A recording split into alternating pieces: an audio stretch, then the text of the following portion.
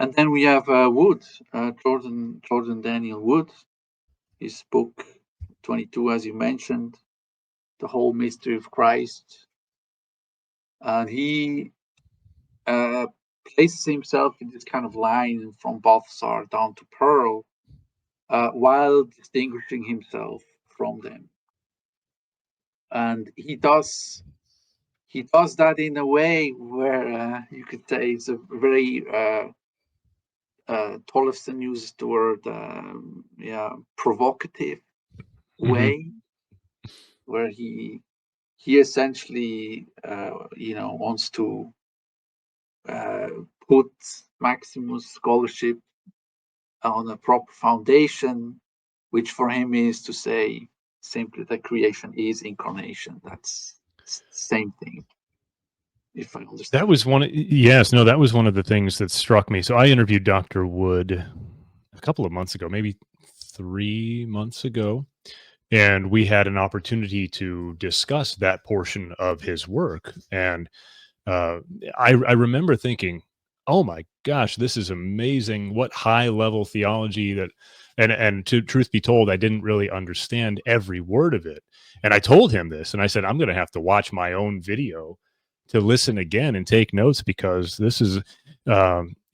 It was very intriguing. It Yeah, was. It's astonishing in a certain sense to make that assertion that creation itself is God incarnating. And it's almost, I don't want to put words in his mouth, but it's almost as if to say God is still becoming. yeah, I don't think he would say that, but there's a hint of that. At least maybe you could take it that way.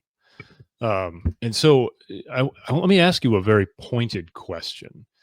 mm, Um, if Wood conceives of the we would say the logos human nature relation as being uh, identical according to hypothesis, and this is to be distinguished from Pearl and von Balthasar, who say it's analogical or participatory. Can you just walk me through each of those ways of relating, the ways the logos would relate to the human nature in Christ? Is the question? Am I yeah, yeah, asking it yeah, yeah. properly? No, Okay, it's great. I went off script a little bit, but No, no, that's very interesting. I mean, it's I think even Pearl and Balthasar would say that the logos, the Son, is identical in hypothesis with his human nature. Like okay, that's it. That's the hypostatic union, according to Chalcedon. Two natures in one person. What's the this difference? So they all, at least in formulation, and I don't know, and then you have to tease out what they mean by those very terms, nature and person. That's precisely where the differences start. So you have a common basis, hypostatic identity, hypostatic union, distinction of nature and person, which is given by the Council of Chalcedon and the subsequent development. Um, but then it becomes very complicated once you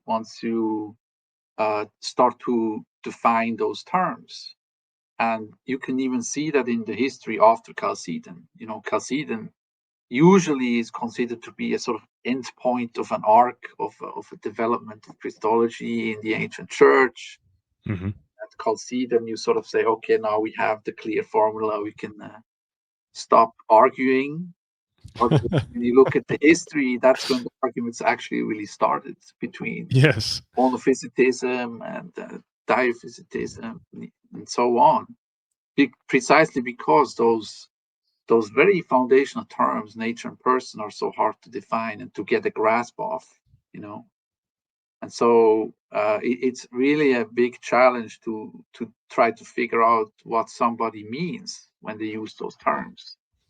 And um, it becomes even more complicated when, as Balthasar, Pearl, and Wood are doing, is when they say, well, the hypostatic union that we have in Christ, so Christology, is not just an isolated discipline within the larger subset of theological disciplines, distinct from philosophy and so on, but their claim is, and what unites those three, is to say that, as Balthasar says, Chalcedonian Christology is at the heart of metaphysics and of the God-world relation as such.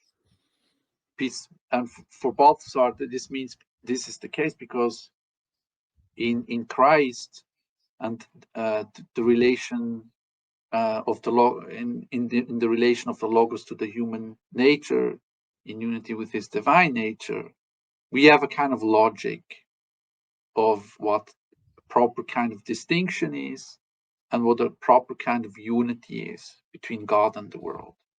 So the famous adverbs of Chalcedon, unmixed, undistinct, or unseparated, unchanged. The sequence is unmixed, unchanged, unseparated, or undivided. So these four adverbs with which Chalcedon describes the unity of the two natures in Christ, for Balthasar, Pearl, and Wood also bespeak the kind of relationship God in general has to the world.